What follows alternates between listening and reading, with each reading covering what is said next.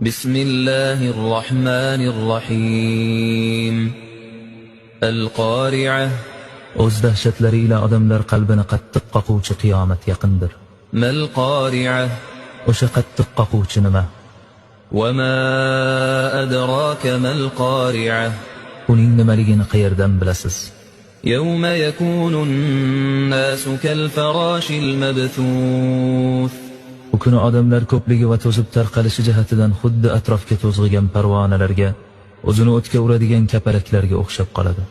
وتكون الجبال كالعهن المنفوش Tog'lar titilgan har xil rangli yunglar kabi havoda uchib yuradi.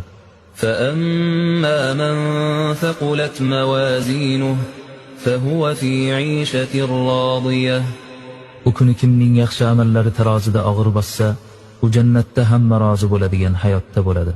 وأما من خفت موازينه فأمه هاوية Kimning yaxshi amallari tarozida yengil kelib, yomonliklari bosib ketsa, uning joyi hoviya, jahannamdir.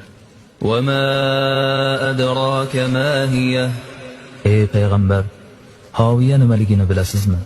نار حامية U qattiq qizigan o'tdir.